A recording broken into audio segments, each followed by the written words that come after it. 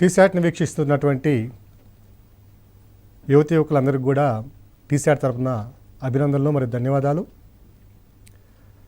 మనం group 1 prelims come mains point of వ్యూలో చర్చిస్తున్నటువంటి జియోగ్రఫీలో ఈ సెషన్లో భారతదేశంలో ఉన్నటువంటి ఖనిజ వనరుల్లో సంబంధించినటువంటి ప్రధానమైనటువంటి ఇనుప ఖనిజ వనరు విస్తరణ ఏ ఏ ప్రాంతాల్లో ఏ విధంగా ఉన్నది, ఆ మైన్స్ ఏవి, ఆ మైన్స్ ఉన్నటువంటి ప్రాముఖ్యత ఏమిటి, అలాగే భారతదేశంలో ఉన్నటువంటి ఈ ఇనుప ఖనిజ సంగ్రహణము లేదా ఈ ఖనిజ పరిశ్రమ మైనింగ్ అనేది ఎటువంటి సమస్యలను ఎదుర్కొంటుంది అనేది మనం ప్రధానంగా చర్చిస్తాం ఈరోజు ఈ అంశంలో, ఈ సెషన్లో.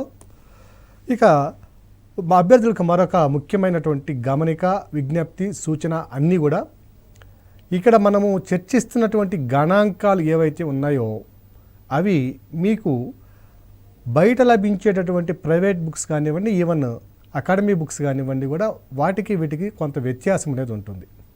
దీనికి కారణం ఏమిటంటే నేను ఇక్కడ చర్చిస్తున్నటువంటి ఈ గణాంకాలన్నీ కూడా ఇండియన్ బ్యూరో ఆఫ్ మైన్స్, మీరు కూడా వెబ్సైట్స్లోకి వెళ్ళి ఇండియన్ బ్యూరో ఆఫ్ మైన్స్ కనుక ఆ వెబ్సైట్లో వాళ్ళు ప్రచురించినటువంటి, వాళ్ళు ప్రభుత్వానికి సమర్పించినటువంటి నివేదికలు ఏవైతే ఉన్నాయో వాటిలో ఉన్నటువంటి గణాంకాలను నేను ఇక్కడ తీసుకోవడం జరిగింది. మీరు కూడా ఈ అంశాన్ని మీరు గమనించుకోవచ్చు.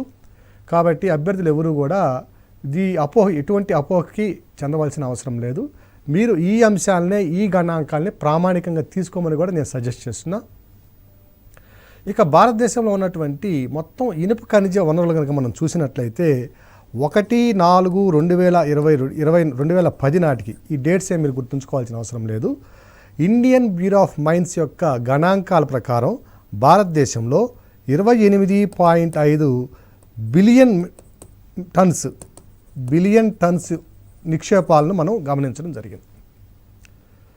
ఈ 28.5 బిలియన్ నిక్షేపాలలో మనకి వెలికి తీసుకోగలిగినటువంటి నిక్షేపాలు ఎంత అంటే వీటిని ఏమంటామంటే రిజర్వ్ కేటగిరీ అని అంటాం. మనకి పరిభాషతో కూడా అవసరం లేదు. ఈ రిజర్వ్ కేటగిరీలో ఉన్నటువంటి కనుక మనం చూసినట్లయితే 8.1 బిలియన్ టన్నులను మనము నిక్షేపాలను వెలికి తీసుకోవచ్చు. భారతదేశంలో ఉన్నటువంటి ఇనుప ఖనిజ వనరుల విస్తరణ మనం చూసినట్లయితే వాటి యొక్క క్వాంటిటీ కనుక మనం చూసినట్లయితే 8 బిలియన్ టన్నుల ఇనుప ఖనిజాలని మనం సంగ్రహించడానికి అవకాశం ఉన్నట్టుగా మనము గమనించవచ్చు. అలాగే వీటిలో ఉన్నటువంటి ఖనిజ వనరుల విస్తరణ కనుక మనం చూసినట్లయితే మ్యాగ్నైట్ రిజర్వ్స్ ఎక్కడున్నాయి, హెమటైట్ రిజర్వ్స్ ఎక్కడున్నాయి, లిమోనైట్, సిడరైట్ రిజర్వ్స్ కూడా ఎక్కడున్నాయి మన అంశాన్ని మనము గమనించాం. ఇప్పుడు వీటన్నిటితో కాకుండా మొత్తం మీద ఇనుప ఖనిజ వనరుల విస్తరణ భారతదేశంలో ఏ విధంగా ఉందో మనం గమనిద్దాం. మొత్తం మీద కనుక మనం చూసినట్లయితే భారతదేశంలో మనకి ఒడిశాలో చూసినట్లయితే 33.9% ఇనుప ఖనిజ నిక్షేపాలు విస్తరించున్నాయి. రెండవ అతిపెద్ద విస్తరణ కలిగినటువంటి రాష్ట్రం ఏమిటంటే జార్ఖండ్. ఈ జార్ఖండ్లో 26.3% నిక్షేపాలు. మూడవది ఛత్తీస్గఢ్ 18.8%. నాలుగవది కర్ణాటక, దీంట్లో 12.3%. ఐదవది గోవా, ఈ రాష్ట్రంలో 5.3%. ఆరవది అదర్స్ అంటే మిగిలిన రాష్ట్రాలు కనుక పరిశీలించినట్లయితే 3.4% నిక్షేపాలను మనం గమనించవచ్చు. ఓవరాల్గా మొత్తం మీద భారతదేశంలో ఉన్నటువంటి ఇనుప ఖనిజ వనరుల విస్తరణ అధికంగా రాష్ట్రం ఏమిటంటే ఒడిశా, రెండవది జార్ఖండ్, మూడవది ఛత్తీస్గఢ్, నాలుగవది కర్ణాటక. ఓకే, ఇక స్టేట్ వైజు ఎటువంటి ఎక్కడెక్కడ ఏ నిక్షేపాలు, ఏ మైన్స్ ప్రధానంగా ఉన్నాయి అనేది కూడా మనకి ప్రిలిమ్స్ పాయింట్ ఆఫ్ వ్యూలో కొంత డెప్త్కి వెళ్ళడం కూడా మనం గమనిస్తున్నాం. ఈ మధ్యకాలంలో అభ్యర్థులందరూ కూడా ఈ అంశాలని కొంచెం లోతుగానే అధ్యయనం చేయాలి.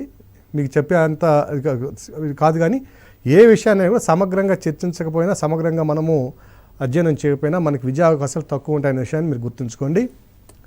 ఇక మొట్టమొదటి రాష్ట్రమైనటువంటి ఒడిశాని కనుక మనం పరిశీలించినట్లయితే దీంట్లో ప్రధానంగా ఉన్నటువంటి గనులు కనుక మనం పరిశీలించినట్లయితే గురు మహిషిని చాలా ప్రధానమైనటువంటి అది. నెక్స్ట్ రెండవది వచ్చి బారాబిల్ ఖైరా వ్యాలీ.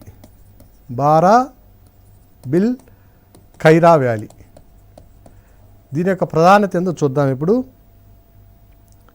బారాబిల్ ఖైరా లోయ, ఇది కూడా ఒడిశాలో ఉన్నటువంటి ప్రాంతము. ఇక్కడ భారతదేశంలోనే అత్యధికంగా హెమటైట్ రిజర్వ్స్ కలిగినటువంటి ఈ ఖనిజ ప్రాంతం ఇది, గని ఇది. భారతదేశంలో అత్యధికంగా హెమటైట్ ఖనిజ వనరులు లేదా నిక్షేపాలు కలిగినటువంటి ప్రాంతం ఏది లేదా రాష్ట్రం ఏది అన్నప్పుడు హెమటైట్ నిక్షేపాలు అత్యధికంగా ఉన్నది ఒడిశా. అలాగే ఒడిశాలో కూడా భారతదేశంలోని అత్యధికంగా అంటే అతిపెద్ద గని హెమటైట్ నిక్షేపాలు కలిగిన గని ఏమిటి అంటే అది బారాబిల్ ఖైరా లోయ బారాబిల్ ఖైరా లోయ. సో వీటితో పాటుగా కియోంజారు, ఓకేనా, సుందర్గఢ్ డిస్ట్రిక్ట్స్ కియోంజారు, సుందర్గఢ్ జిల్లాల్లో కూడా మనము ఇనుప నిక్షేపాలు అధికంగా గమనించవచ్చు. వీటితో పాటుగా గురుమహిషిని మైన్తో పాటుగా బోనై, దిరింగ్ బురు, ఖైరా మనం చూసామండి, ఖైరా. సో ఈ ప్రాంతాల్లో కూడా ఇవన్నీ కూడా ఒడిస్సాలో ఉన్నటువంటి ఇనుప ఖనిజ సంగ్రహణ లేదా గనులు ఉన్నటువంటి ప్రాంతాలు. మనము ముఖ్యంగా గుర్తుపెట్టుకోవాల్సినటువంటి అంశం ఏమిటంటే బారాబిల్ ఖైరా వ్యాలీ, గురుమహిషిని, ఈ రెండు ప్రధానంగా మనం గుర్తుపెట్టుకోవాల్సిన అవసరం ఉంది. సో ఇవి మన జిల్లాలు కనుక చూసినట్లయితే సుందర్గఢ్ మనకి ఎందుకు చెప్తున్నానంటే జిల్లాలు మెయిన్స్ పాయింట్ ఆఫ్ వ్యూ అడిగినప్పుడు ఆ జిల్లా రాసి ఆ జిల్లాలో ఉన్నటువంటి ఆ గనుల పేరు రాసినప్పుడు మనకి చాలా ఫెచ్చింగ్ ఉంటుంది, చాలా పాజిటివ్ అంటే మనకి మార్కులు ఎక్కువగా రావడానికి అవకాశం ఉంటుంది. అందువల్ల చెప్తున్నాను ఈ జిల్లాల గురించి కూడా. సో సుందర్గఢ్, కియోంజార్ జిల్లాల్లో ఉన్నటువంటి ఈ సుందర్గఢ్, కియోంజార్ జిల్లాలు కూడా మనకు సుప్రీంకోర్టులో ఒక కేసులో వచ్చున్నాయండి. ఎందువల్లంటే 2010లో ఒక కమిటీ వేశారు సుప్రీంకోర్టు. ఆ కమిటీ ఈ నివేదిక ప్రకారము మనకి ఐరన్ ఓర్ అనేది చాలా ప్రధానంగా అంటే ఇల్లీగల్ మైనింగ్ అనేది జరుగుతూ ఉంది. ఈ ఇల్లీగల్ మైనింగ్కి సంబంధించినటువంటి అంశాన్ని మనం మరలా చర్చిస్తాము. సో ఈ సుందర్గఢ్, కియోంజార్ జిల్లాలు అనేవి మనం ఎందుకు గుర్తుపెట్టుకోవాలంటే ఇల్లీగల్ మైనింగ్లో సుప్రీంకోర్టు నివేదికలో ఉన్నటువంటి జిల్లాలు ఇవి. అందువల్ల మనం తప్పనిసరిగా గుర్తుపెట్టుకోవాలి, మెయిన్స్ పాయింట్ ఆఫ్ వ్యూలో గుర్తుపెట్టుకోవాలి. ఇక రెండవ రాష్ట్రం కనుక చూసినట్లయితే మనకి జార్ఖండ్, అత్యధికంగా నిక్షేపాలు కలిగినటువంటి ప్రాంతాన్ని చూసాం మనం, జార్ఖండ్. ఈ జార్ఖండ్లో ఉన్నటువంటి మనకి మన గణని కనుక చూసినట్లయితే ఫస్ట్ ఐరన్ ఓర్ మైనింగ్ అంటే మొట్టమొదటిసారిగా భారతదేశంలో ఇనుప ఖనిజ సంగ్రహణ లేదా ఇనుప ఖనిజ వెలికితీత అనేది ఎక్కడ జరిగిందంటే ఈ ప్రాంతంలో జరిగింది. అది 1904 సంవత్సరంలో. ఇక్కడ సింగ్బమ్ జిల్లా ఉందండి జార్ఖండ్లో, సింగ్బమ్ జిల్లాలో జరిగింది. ఈ సింగ్బమ్ జిల్లాలో ఉన్నటువంటి నౌముండి గని, అలాగే గువా గని. సో ఈ ప్రాంతాల నుంచి మొట్టమొదటిసారిగా నౌముండి గని నుంచి భారతదేశంలో సింగ్బమ్ జిల్లాలో ఉన్నటువంటి జార్ఖండ్లో ఈ ప్రాంతం నుంచి మొట్టమొదటిసారిగా ఇనుప ఖనిజం బయటకు తీయబడింది 1904 సంవత్సరంలో. వీటితో పాటు నౌముండి గనితో పాటుగా గువా గని. ఇంకొక ప్రధానమైనటువంటి అంశం ఉంది ఇక్కడ, చాలా తప్పనిసరిగా గుర్తుపెట్టుకోవాల్సిన అంశం ఇది. ఇక చిరియా మైన్, ఇది పశ్చిమ సింగ్బమ్ జిల్లాలో, ఇది వెస్ట్ సింగ్బమ్ జిల్లాలో ఉన్నటువంటి గని. ఇది ప్రపంచంలోనే అత్యధికంగా ఐరన్ నిక్షేపాలు కలిగినటువంటి ఏకైక గనిగా ఈ మధ్య కాలంలో గుర్తించబడింది. 2010లో జరిగినటువంటి సర్వే ప్రకారం, ఇండియన్ బ్యూరో ఆఫ్ మైన్స్ ప్రకారము వాళ్ళు ఏమని అభిప్రాయపడుతున్నారంటే అత్యధికంగా ఒక ప్రాంతంలో ఇనుప ఖనిజం అత్యధికంగా లభించే ప్రాంతం ప్రపంచంలో ఎక్కడైనా ఉంది అంటే అది వెస్ట్ సింగ్బమ్ జిల్లాలో ఉన్నటువంటి చిరియా గనిని అత్యధికంగా ఐరన్ నిక్షేపాలు కలిగినటువంటి ఒక ప్రాంతంగా, ప్రపంచంలోనే అత్యధికంగా కలిగినటువంటి ప్రాంతంగా దీన్ని గుర్తించడం జరిగింది. అభ్యర్థులను తప్పనిసరిగా ఈ అంశాన్ని గుర్తుపెట్టుకోవాలి, చిరియా మైన్ వెస్ట్ సింగ్బమ్ జిల్లాలో. ఇక వీటితో పాటుగా దల్తెన్ గంజ్లో ఉన్నటువంటి పలమావ్ డిస్టిక్లో ఉన్నటువంటి పలమావ్ జిల్లాలోని దల్తెన్ గంజ్ కూడా ప్రధానంగా ఇనుప నిక్షేపాలను కలిగి ఉంది. ఇక్కడ కూడా వెలికితీత అనేది ఎప్పటి నుంచో కొనసాగుతూ ఉంది. సో జార్ఖండ్లో ఉన్నటువంటి మైన్స్ని కనుక మనం పరిశీలించినట్లయితే గువా మైన్స్, నౌముండి మైన్స్లో 1904లో మొదటిసారిగా ఇనుప ఖనిజ వెలికితీత అనేది జరిగింది జార్ఖండ్ రాష్ట్రం నుంచి. అలాగే వీటితో పాటుగా చిరియా మైను ప్రపంచంలోనే అత్యధికంగా ఇనుప ఖనిజం కలిగినటువంటి ప్రాంతంగా, హయ్యెస్ట్ ఐరన్ ఓర్ రిజర్వ్స్ కలిగినటువంటి ఒక సింగిల్ లొకేషన్గా ఇట్ హ్యాస్ బిన్ ఐడెంటిఫైడ్. ఇది మనం గుర్తుపెట్టుకోవాలి. ఇక మూడవ రాష్ట్రాన్ని కనుక చూసినట్లయితే ఛత్తీస్గఢ్ అండి. ఛత్తీస్గఢ్లో మనం గుర్తుపెట్టుకోవాల్సింది బస్తర్ వ్యాలీ చాలా ఇంపార్టెంట్. అలాగే బైలడిల్లా మైను ఎన్నోసార్లు అనేక సందర్భాల్లో ఈ బైలడిల్లా గన్ నుంచి మనకి ఎగ్జామ్స్లో రావడం జరిగింది. సో బైలడిల్లా ఇది బస్తర్ వ్యాలీలో ఉంటుంది, ఇది కూడా బస్తర్ వ్యాలీ. అలాగే దల్లీ రజారా మైన్స్, దల్లీ రజారా ఎందుకు గుర్తుపెట్టుకోవాలంటే మెయిన్స్ పాయింట్ ఆఫ్ వ్యూ ఈ పాయింట్స్ అన్నీ రాస్తే కానీ మనకు మార్కులు పడవండి. ఈ దల్లీ రజారా గని, అలాగే వీటితో పాటుగా దల్లీ రజారా, రావ్ ఘాటు, అరిడోంగిరి. సో ఇవన్నీ కూడా ఛత్తీస్గఢ్లో ఉన్నటువంటి ప్రధానమైనటువంటి ఇనుప ఖనిజ నిక్షేపాలు ఉన్నటువంటి ప్రాంతాలు. ఇక బైలడిల్లా మైన్ యొక్క ప్రత్యేకత ఏమిటంటే మనకి విశాఖపట్నంలో ఉన్నటువంటి స్టీల్ ప్లాంట్ ఏదైతే ఉందో ఇప్పుడు కూడా మనం లైవ్లో చూస్తున్నాము, అది ప్రైవేటైజ్ చేయబడడం జరిగింది. ఈ విశాఖపట్నంలో ఉన్నటువంటి స్టీల్ ప్లాంట్కి అవసరమైనటువంటి ఐరన్ ఓర్ ఇనుప ఖనిజం ఎక్కడి నుంచి తరలిస్తున్నారు అంటే దాదాపు 270 కిలోమీటర్లు ఉంటుంది. ఈ బైలడిల్లా ప్రాంతానికి విశాఖపట్నం స్టీల్ ప్లాంట్కి ఒక పైప్ లైన్ వేసి స్లర్రీ ఫామ్లో తరలిస్తారండి. అంటే ఇనుప ఖనిజం ఏదైతే మనము సంగ్రహిస్తామో అని వెలికి తీస్తామో దాన్ని పైపులో వేసేయడము. ఓకే, ఆ పైపులో వేసి ఆ పైపుకు ఆ ఇనుప ఖనిజంతో పాటు కొంత నీటిని కనుక జోడించామనుకోండి దాన్ని స్లర్రీ అంటాం. So iron ore will be transported in the form of slurry from Bailadila mines to the Visakhapatnam steel plant which runs for around 270 kilometres. సో ఈ స్లర్రీ ఫామ్లో మనము విశాఖపట్నానికి తెస్తున్నటువంటి ఇనుప ఖనిజం ఎక్కడి నుంచి వస్తుందంటే బైలడిల్లా నుంచి వస్తుంది. సో బైలడిల్లా అనేది చాలా ప్రధానమైనటువంటి ఇనుప ఖనిజ సంగ్రహణ ప్రాంతము లేదా గని ఉన్నటువంటి ప్రాంతము, ఇది ఛత్తీస్గఢ్లో ఉంది. ఇక 4వ రాష్ట్రంగా మనం చూసినట్టయితే కర్ణాటక కూడా చాలా ప్రాధాన్యత ఉంది దీని మీద సుప్రీంకోర్టులో కూడా ఒక వ్యాజ్యం ఉన్నదండి, అది అయిపోయింది, దానికి కూడా పర్లేదు చూద్దాం. ఇక కర్ణాటకలో కనుక చూసినట్టయితే మ్యాగ్నటైట్ ఇనుప నిక్షేపాలు అధికంగా కలిగినటువంటి రాష్ట్రము కర్ణాటక. ఇవి ప్రధానంగా ఎక్కడ గమనిస్తున్నామంటే కెమ్మనగుండి ప్రాంతం. ఈ కెమ్మనగుండి ఎక్కడుందంటే బాబా బుడాన్ హిల్స్. బాబా బుడాన్ అయిన ఒక ఇథియోపియా యాత్రికుడు, ఆయన ఒక 400 సంవత్సరాల క్రితము ఏం చేశాడంటే భారతదేశానికి వస్తూ కొన్ని కాఫీ గింజలు తీసుకొని వచ్చి ఆయన కాఫీ డికాషన్ తాగే అలవాటు ఉంటే ఆ పశ్చిమ కనుమల ప్రాంతాన్ని పరిశీలించి ఇక్కడ కాఫీ పెరగడానికి అనుకూలమైన ప్రదేశం ఉందని ఆ కాఫీ గింజలు ఒక 6 గింజలు ఉంటే 6 గింజలు అక్కడ నాటి వెళ్ళాడు.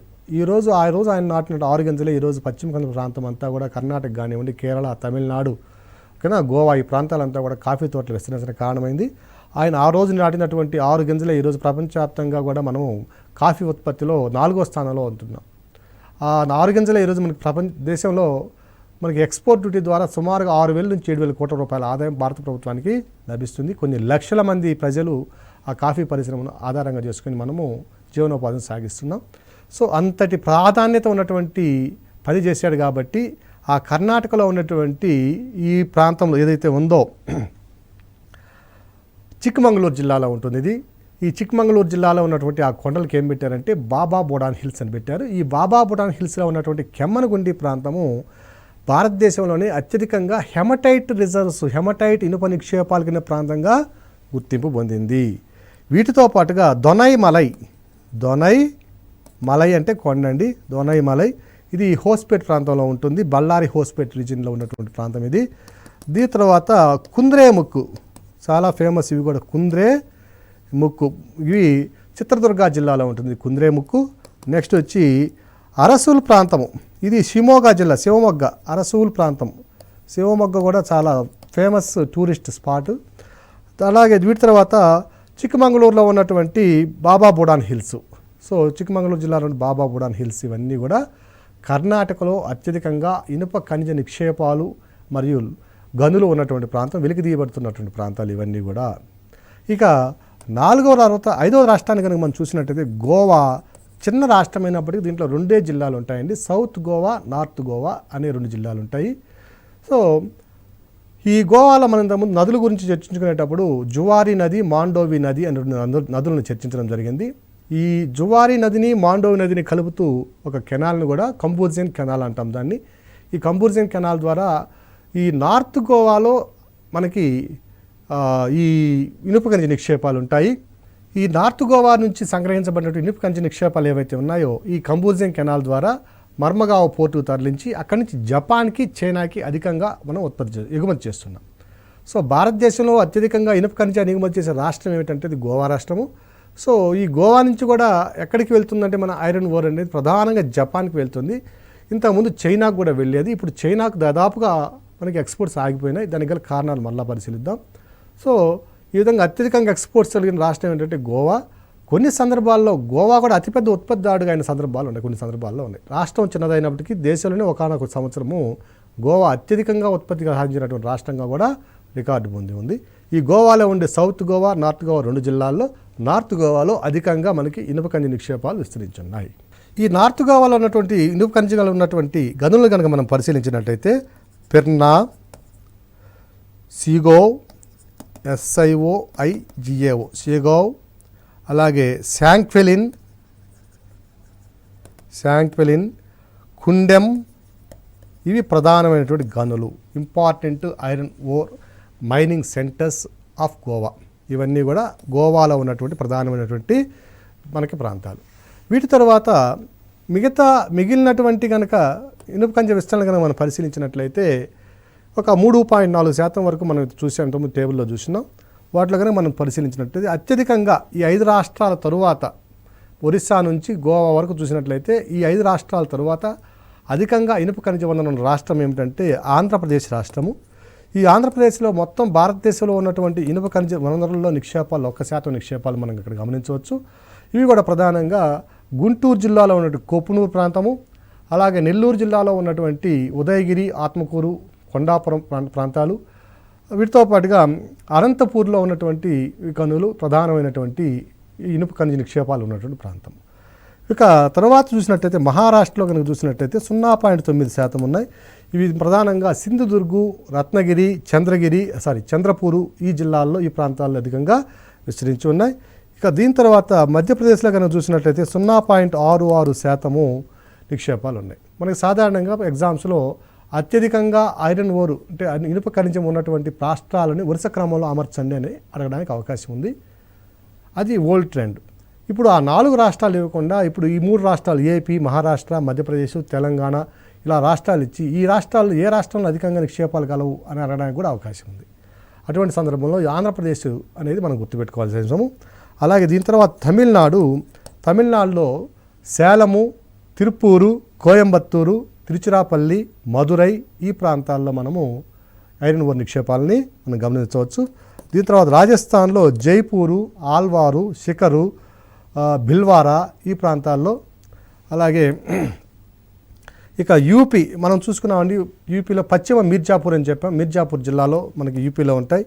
అలాగే మనకి హర్యానా చూసినట్లయితే హిమాచల్ ప్రదేశ్ కనుక చూసినట్లయితే కాంగ్రా లోయ, మాండోవి లోయ, మాండీ లోయ. సో హిమాచల్ ప్రదేశ్లో కాంగ్రా లోయ, మాండీ లోయలో కూడా మనం గమనించవచ్చు. ఇక ఉత్తరాఖండ్లో కూడా మనం చూసే గర్వాల్ హిమాలయాల్లోనూ, అల్మోరా జిల్లాలోను, తర్వాత నైనితాల్ ప్రాంతంలోనూ ఉత్తరాఖండ్లో మనము ఐరన్ ఓర్ రిజర్వ్స్ని మనము గమనించవచ్చు. ఇక వెస్ట్ బెంగాల్ కనుక చూసినట్లయితే బురద్వాను, బీర్భమ్ము, అలాగే నైనితాల్ ప్రాంతాల్లో మనము నైనితాల్ ప్రాంతాల్లో మనము నిక్షేపాలు గమనించవచ్చు. జమ్మూ అండ్ కాశ్మీర్లో కనుక చూసినట్లయితే ఉదంపూర్ ప్రాంతము, జమ్మూ ప్రాంతములో నిక్షేపాలు మనం గమనించవచ్చు. అలాగే కేరళలో కూడా చూసినట్లయితే కోజికోడ్ ప్రాంతంలో కూడా మనకి నిక్షేపాలు ఉన్నాయి. కేరళలో కోజికోడ్ ప్రాంతంలో నిక్షేపాలు ఉన్నాయి. ఉదాహరణకి ఒక ప్రిలిమ్స్ పాయింట్ ఆఫ్ వ్యూలో మనం ప్రశ్న కనుక చూసినట్లయితే ఈ దక్షిణ భారతదేశంలో ఈ క్రింది రాష్ట్రాల్లో ఏ రాష్ట్రాలు ఐరన్ నిక్షేపాలు కలిగి ఉన్నవి అని అడిగినట్లయితే ఆంధ్రప్రదేశ్లోను, తమిళనాడులోను, కర్ణాటకలోను, తెలంగాణలోను, కేరళలో కూడా మనకి నిక్షేపాలు ఉన్నట్లు మనం గమనించవచ్చు. అభ్యర్థులు కేరళలో లేవని అనుకుంటారేమో, కేరళలో కూడా కోజికోడ్ ప్రాంతంలో మ్యాగ్నటైట్ రిజర్వ్స్తో పాటు లిమనైట్ రిజర్వ్స్ కూడా మనం గమనించవచ్చు. అలాగే ఇక గుజరాత్లో కూడా మనకి వాయువ్య భారతదేశంలో గుజరాత్లో కూడా భావనగరు తదితర ప్రాంతాల్లో, వడోదర తదితర ప్రాంతాల్లో మనము ఐరన్ నిక్షేపాలను మనం గమనించవచ్చు. సో ఇవి భారతదేశంలో ఇనుప ఖనిజ వనరుల విస్తరణ, వాటి యొక్క పరిమాణాత్మక పరంగా ఏ రాష్ట్రాలు అధికంగా ఉన్నాయి, ఏ ప్రాంతాల్లో విస్తరించి ఉన్నాయి, అలాగే వీటితో పాటుగా ఏ గనులు ఉన్నాయి. మనకు మెయిన్స్ పాయింట్ ఆఫ్ రాస్తే కూడా ఆ గనులు ఆ జిల్లా ప్రాంతం లేదా ఆ పరిధి ప్రాంతం ఒక లోయన, ప్లేటున ఏదో ఒకటి మనం మెన్షన్ చేయాల్సిన అవసరం ఉంటుంది. సో ఇది సివిల్స్ పాయింట్ ఆఫ్ వ్యూలో రాస్తేనే మనకి మార్కులు పడతాయండి. మనం ఏదో ఊకదంపుడుగా ఏదో పైన రాస్తే మార్కులు పడవు. సో ఇవన్నీ కూడా కొంచెం క్షుణ్ణంగా గుర్తుపెట్టుకోవాల్సిన అవసరం ఎంతైనా ఉంది. ఇక భారతదేశం నుంచి ఎగుమతులు ఏ విధంగా ఉన్నాయి, వర్తక వాణిజ్యం ఇనుప ఖనిజానికి సంబంధించిన వర్తక వాణిజ్యం ఏ విధంగా జరుగుతుందనే అంశాన్ని పరిశీలించినట్లయితే ప్రపంచవ్యాప్తంగా ఐరన్ రిజర్వ్స్ ఉన్నటువంటి దేశాలలో 5వ అతిపెద్ద దేశం భారతదేశం. సో అత్యధికంగా ఇనుప ఖనిజాలు ఉన్నటువంటి దేశాల్లో 5వ దేశం భారతదేశం. ఈ భారతదేశం నుంచి 2010 వరకు కూడా చాలా వరకు ఎగుమతులు జరిగాయండి. 2010 వరకు 2009-10లో మొత్తం ఉత్పత్తి 218 మిలియన్ టన్స్ ఉందండి. 210 మిలియన్ టన్స్ ఉంది భారతదేశంలో. తరువాత 2012-13కు వచ్చేసరికి ఈ ఉత్పత్తి అనేది 136-138 మిలియన్ టన్స్కి పడిపోయింది. 136 లేదా 138 మిలియన్ టన్స్కి పడిపోవడం జరిగింది. దీనికి ప్రధాన కారణం ఏమిటంటే 2009లో ఒక పబ్లిక్ ఇంట్రెస్ట్ లిటిగేషన్ అనేది బిల్ అనేది వేయడం జరిగింది. ఎందువల్ల వేయడం జరిగిందంటే భారతదేశంలో ఉన్నటువంటి ఒడిస్సా, తర్వాత రాజస్థాను, కర్ణాటక ఈ రాష్ట్రాల్లో అక్రమ మైనింగ్ వల్ల కొన్ని లక్షల కోట్ల రూపాయలు భారతదేశ ప్రభుత్వానికి సంబంధించినటువంటి పబ్లిక్ సంబంధించినటువంటి ఈ లక్షల కోట్ల రూపాయలు అవినీతిగా కొందరు జోబిల్లోకి వెళ్ళడం జరిగింది. సో ప్రధానంగా మనం చూసినట్లయితే కర్ణాటకలో మన ఓబులాపురం గన్స్కను చూసినట్టు ఓబులాపురం మైనింగ్ ప్రైవేట్ లిమిటెడ్ అనే ఒక సంస్థ ఉంది. ఇది గాలి జనార్దన్ రెడ్డి వాళ్ళ యొక్క బ్రదరు ఇంకొక ఆయన సంబంధించినటువంటి అంశము. అలాగే ఒరిస్సాలో చూసినట్లయితే చాలా వరకు అక్కడ ఉన్నటువంటి ఇనుప ఖనిజం కానివ్వండి, బొగ్గు కానివ్వండి, మిగిలిన మినరల్స్ కానివ్వండి అక్రమ మైనింగ్కి అంటే ఇల్లీగల్ మైనింగ్కి గురయ్యాయి. దీనివల్ల కూడా దాదాపుగా కొన్ని వేల కోట్ల రూపాయలు ప్రభుత్వానికి నష్టం రావడం జరిగింది. సో వీటన్నిటిని దృష్టిలో ఉంచుకొని 2009లో వేసినటువంటి సుప్రీంకోర్టులో వేసినటువంటి ఈ పబ్లిక్ ఇంట్రెస్ట్ లిటిగేషన్ బిల్ ఏదైతే ఉందో, ప్రజా ప్రయోజన వ్యాజ్యం ఏదైతే ఉన్నదో దాని ప్రకారము కొన్ని ప్రాంతాల్లో కర్ణాటకలోను, గోవాలోను కొన్ని ప్రాంతాల్లో మనకి సుప్రీంకోర్టు ఐరన్ ఓర్ వెలికితీత అంటే ఇనుప ఖనిజ వెలికితీత నిషేధించడం జరిగింది. ఇదొక ప్రధాన కారణం. అంటే భారతదేశంలో ఉన్నటువంటి వర్తక వాణిజ్యాన్ని మనం పరిశీలించినట్లయితే ఇనుప ఖనిజానికి సంబంధించినటువంటి వాణిజ్యాన్ని పరిశీలించినట్లయితే లేదా ఉత్పత్తిని పరిశీలించినట్లయితే 2010-11 సంవత్సరంలో ఉన్నటువంటి 218 మిలియన్ టన్నులు ఉన్నటువంటి ఉత్పత్తి 2012-13 నాటికి వచ్చేసరికి 136 మిలియన్ టన్నులు పడిపోయింది. అంటే అంత అత్యల్పంగా పడిపోయింది. దాదాపుగా సగం ఒక 40-45% మనకి ప్రొడక్షన్లో అనేది డెఫిసిట్ ఏర్పడింది, అంటే తగ్గుదల సంభవించింది. సో ఈ విధంగా తగ్గుదల సంభవించడానికి కారణం ఏంటంటే సుప్రీంకోర్టులో వేయబడినటువంటి ప్రజా ప్రయోజన వ్యాజ్యము అది ప్రూవ్ అవుతున్న సందర్భంలో అది నిజమైన గుర్తించి ఆ అక్రమంగా ఎక్కడైతే మైనింగ్ జరుగుతుందో ఆ మైనింగ్ జరుగుతున్న ప్రాంతాలని ఆ మైనింగ్ జరగకుండా నిషేధించడం అనేది ఒక ప్రధాన కారణమైంది. ఇక ట్రేడ్ తగ్గడానికి రెండవ ప్రధాన కారణం ఏంటంటే ప్రపంచవ్యాప్తంగా ఉన్న ఆర్థిక మందగమనం చైనాని బాగా కుదిపేసింది. మనకి అతిపెద్ద దిగుమతిదారుడు ఎవరంటే చైనా, జపాన్. సో మనం అత్యధికంగా చేసినటువంటి ఎగుమతులన్నీ కూడా ముందు జపాన్కి, తర్వాత చైనాకి వెళ్తున్నాయి. చైనాలో ఆర్థిక మాంద్యం కారణంగా వాళ్ళు ఏం చేశారంటే అక్కడ ఉత్పత్తి అవుతున్నటువంటి ఇనుప ఖనిజము ఏదైతే ఉందో ఎక్స్పోర్ట్కి కానివ్వండి లేదా మన ఉత్పత్తి అయినప్పుడు విధించే పన్ను కానివ్వండి, అది డ్యూటీస్ ఏవైతే ఉన్నాయో ఆ డ్యూటీస్ని తగ్గించడం, అంటే పన్నుల విలువలను తగ్గించడం వల్ల అక్కడే అక్కడ ఉన్నటువంటి ప్రైవేట్ కంపెనీస్కి అక్కడి నుంచి తక్కువ రేటుకే వాళ్ళకి ఇనుప ఖనిజం అనేది లభ్యత జరిగింది. సో చైనా నుంచి ప్రధానంగా గణనీయంగా ఉన్నటువంటి డిమాండ్ ఏదైతే ఉందో చైనా ప్రభుత్వం తీసుకున్న చర్యల వల్ల ఆ డిమాండ్ పడిపోవడం కూడా భారతదేశం నుంచి ఎగుమతి అయ్యేటటువంటి ఇనుప ఖనిజం తగ్గిపోవడానికి కారణమైంది. ఇక మూడవ ప్రధాన సమస్యను కనుక మనం చూసినట్లయితే ఇండియాలో ఉన్నటువంటి నిక్షేపాల్లో మనం చూసాము హెమటైట్ రిజర్వ్స్ అనేవి ఎక్కువగా ఉన్నాయి, మ్యాగ్నటైట్ రిజర్వ్స్ తక్కువగా ఉన్నాయి. సో ఈ మ్యాగ్నటైట్ రిజర్వ్స్కి ప్రపంచవ్యాప్తంగా ఉన్న డిమాండ్కి అనుగుణంగా భారతదేశం ఆ డిమాండ్ అందుకోలేకపోవడం అనేది ప్రధాన కారణం. మనకు ఉన్నటువంటి మ్యాగ్నటైట్ రిజర్వ్స్ కర్ణాటకలో ఉన్నాయి. ఆ మ్యాగ్నటైట్ రిజర్వ్స్ ఉన్న ప్రాంతాన్ని సుప్రీంకోర్టు బ్యాన్ చేయడం జరిగింది. సో ఫలితంగా డిమాండ్ అనేది మనం పూర్తిగా దాదాపుగా కోల్పోవడం జరిగింది. ఇదొక ప్రధానమైన కారణం. అలాగే ప్రపంచవ్యాప్తంగా వస్తున్నటువంటి ఆర్థిక సంక్షోభానికి తోడుగా భారతదేశంలో ద్రవ్యోల్బణం అనేది క్రమంగా పెరుగుతూ వచ్చింది. ఇన్ఫ్లేషన్ రేట్ పెరగడము, దాని తర్వాత క్రూడ్ ఆయిల్ రేట్స్ కానివ్వండి, జీవన ప్రమాణ వ్యయం పెరగడంతో ఆ పెరిగిన ఖర్చులకు అనుగుణంగా మనం చేసేటువంటి ఈ ఐరన్ ఓర్ మైనింగ్ ఏదైతే ఉందో ఇన్పుట్ కాస్ట్ అనేవి ఎక్కువైనాయి. ఈ ద్రవ్యోల్బణం కావచ్చు లేక ఇన్పుట్ కాస్ట్ ఏవైతే ఉన్నాయో పెట్రోల్ రేట్లు కానివ్వండి, డీజిల్ రేట్లు కానివ్వండి, ఇక ఉత్పాదక వ్యయం అనేది పెరగడం వల్ల మనం ఇంటర్నేషనల్ మార్కెట్లో మనం మిగిలిన దేశాలతో, చైనాతో కానివ్వండి, ఆస్ట్రేలియాతో కానివ్వండి, అమెరికాతో కానివ్వండి, రష్యా, ఉక్రెయిన్తో కానివ్వండి, మనం వీటితో పోటీ పడలేనటువంటి పరిస్థితి వచ్చింది. సో దీనివల్ల మనకి ప్రధానంగా ఉత్పత్తులు అనేవి ఉత్పత్తి తగ్గడంతో పాటుగా ఎగుమతుల విలువ కూడా తగ్గడం జరిగింది. వీటితో పాటుగా మరొక అంశం ఏమిటంటే క్రాస్ సబ్సిడరీ స్కీమ్ అని ఒకటి ఉంది. క్రాస్ సబ్సిడీ, ఇది రైల్వేకి సంబంధించినటువంటి scheme, cross subsidiary scheme. So రైల్వేలో భారతదేశంలో అతిపెద్ద రైల్వే వ్యవస్థ ఉన్నప్పటికీ మనకి రైల్వే వ్యాగన్ల కొరత, రైల్వే ట్రాక్ల కొరత, అలాగే మనకి రైల్వే వ్యవస్థ పూర్తిగా అభివృద్ధి చెందకపోవడం, అన్ని ప్రాంతాలు, మారుమూల ప్రాంతాలకు అభివృద్ధి చెందకపోవడం అనేది ఒక ప్రధానమైన సమస్యగా ఉంది. ఈ క్రాస్ సబ్సిడరీ స్కీమ్లో ఏమిటంటే అనేక ఉత్పత్తులను ఒక ప్రాంతం నుంచి ఇంకో ప్రాంతానికి పోర్ట్స్కి మనము అన్ని రాష్ట్రాల నుంచి ఎగుమతి చేస్తూ ఉన్నాం లేదా ట్రాన్స్పోర్ట్ చేస్తూ ఉన్నాం. ఈ క్రమంలో మనం దేనికి ట్రాన్స్పోర్టేషన్కైనా కూడా మనం ఒక నెల ముందో 2 నెలల ముందో మనం బుక్ చేసుకోవాల్సిన అవసరం ఉంది. అప్పటికీ కూడా కొన్ని సందర్భాల్లో 2 నెలల ముందు బుక్ చేసుకున్నప్పటికీ, రిజర్వ్ చేసుకున్నప్పటికీ రైల్వే వ్యాగన్స్ని, ఇంజన్స్ని కొన్ని సందర్భాల్లో మనకి ఆ రైల్వే వ్యాగన్ల కొరత అనేది తీవ్రం అవుతుంది. ఇవాళ ఇనుప ఖనిజ పరిశ్రమకి వాళ్ళు ఒక 200 రైళ్ళు మనం బుక్ చేసుకున్నాం అనుకోండి, మిగతా పరిశ్రమలు ఒక 200-300 బుక్ చేసుకుంటే ఆ పరిస్థితుల్లో ఏమవుతుందంటే వాటి అవసరాలు తీరిన తర్వాత ఇంకో పరిశ్రమకు రావడం, ఈ పరిశ్రమ అవసరాలు తీరిన తర్వాత ఇంకో పరిశ్రమకి వెళ్ళడం, అంటే ఒకే అలొకేషన్ అనేది ఒక ఇండస్ట్రీని బట్టి ఇచ్చుకుంటూ రావడం వల్ల సరైన సమయంలో రైల్వే వ్యాగన్ల మనకి లభ్యత అనేది లేకపోవడం అనేది కూడా క్రాస్ సబ్సిడీ స్కీమ్ వల్ల మనకి ఎగుమతులు చేయడానికి చాలా ప్రధానమైనటువంటి ఆటంకిగా ఉన్నింది. అలాగే భారతదేశ ప్రభుత్వం కనుక మనం పరిశీలించినట్లయితే మైనింగ్ సంబంధించిన శాఖ ఏదైతే ఉన్నదో ఈ ఉత్పత్తి తగ్గే క్రమంలోనూ అలాగే ఎగుమతులు తగ్గుతున్న క్రమంలో సరైన విధానాల్ని అవలంబించలేకపోయిందని చెప్పుకోవచ్చు. అలాగే చైనాలో ఏ విధంగా మనకి ట్యాక్సెస్ తగ్గించారో, ఎక్సైజ్ డ్యూటీలు తగ్గించారో ఓకేనా, అలాగే భారత ప్రభుత్వం కూడా కొంతమేర ఈ విమోచన చర్యలు, అంటే పరిశ్రమ అభివృద్ధి చెందడానికి అవసరమైన చర్యలు కనుక తీసుకుని ఉంటే కొంతమేర మనకి అవకాశం ఉండేది ఎగుమతులు పెరగడానికి. సో భారత ప్రభుత్వం అవలంబించినటువంటి ఈ స్లో డౌన్ టైంలో, అంటే పరిశ్రమ దిగజారుతున్నటువంటి లేదా క్షీణిస్తున్న సమయంలో భారతదేశం ప్రభుత్వం తీసుకున్న చర్యలు సరైన చర్యలు లేకపోవడం వల్ల కూడా ఈ పరిశ్రమ కొంత మేర వెనకబడిందని మనం చెప్పుకోవచ్చు. ఇక ఎగుమతుల విషయానికి వచ్చేసరికి భారతదేశం ఒకప్పుడు అతిపెద్ద ఎగుమతిదారుడిగా ఉన్నటువంటి భారతదేశం 2012-13 నాటికి వచ్చేసరికి 10వ స్థానానికి వచ్చారు.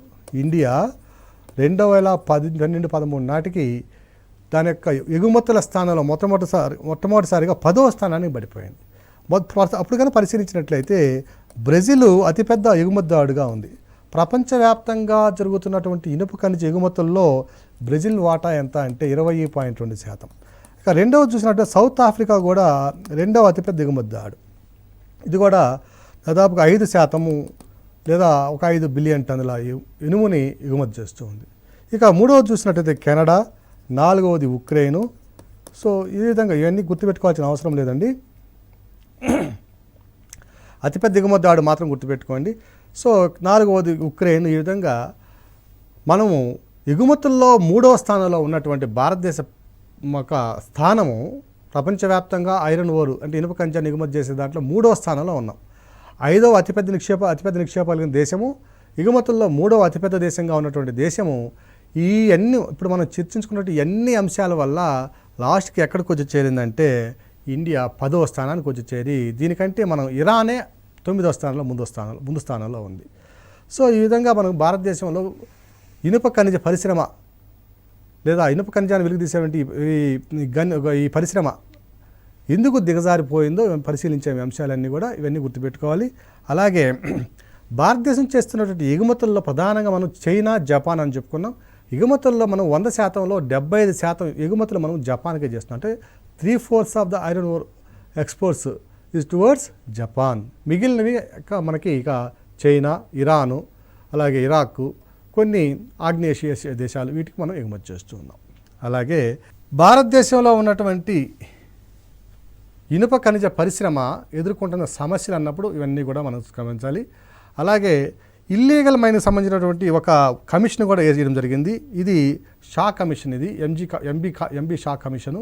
ఈ షా కమిషన్ ఇచ్చినటువంటి రిపోర్ట్ ప్రకారము భారతదేశంలో దాదాపుగా 59,203 కోట్ల రూపాయలు విలువైనటువంటి ఇనుప ఖనిజాన్ని మనకి 2009-10 సంవత్సరం 10-11 సంవత్సరాల్లో ఇతర దేశాలకి అక్రమంగా ఎగుమతి చేసినట్లుగా కూడా నిర్ధారించబడింది. దీని మీద మనకు సుప్రీంకోర్టులో వ్యాజ్యం అయింది, అది కూడా అయిపోయింది. అభ్యర్థులందరూ కూడా ఇవన్నీ కూడా మనం గుర్తుంచుకోవాలి. సో ఇక ఓవరాల్గా మనం గమనించినట్లయితే భారతదేశంలో ఉన్నటువంటి ఇనుప ఖనిజ విస్తరణ, వాటి యొక్క ప్రధానమైనటువంటి మైనింగ్ సెంటర్సు, ఆ మైనింగ్ సెంటర్స్తో పాటుగా ఇనుప ఖనిజ పరిశ్రమ ఏ రకమైన సమస్యలు ఎదుర్కొంటుంది అనే అంశాలన్నీ కూడా మనం ఇక్కడ చర్చించాం. సో ప్రిలిమ్స్ పాయింట్ ఆఫ్ వ్యూలో కానివ్వండి, మెయిన్స్ పాయింట్ ఆఫ్ వ్యూలో కానీ ఎట్లా ఇచ్చినా కూడా మనకి అన్ని అంశాలను గుర్తుపెట్టుకోవాల్సిన అవసరం ఉంది. అభ్యర్థులందరూ కూడా ఈ విషయాన్ని గమనించగలని ఆశిస్తున్నాం.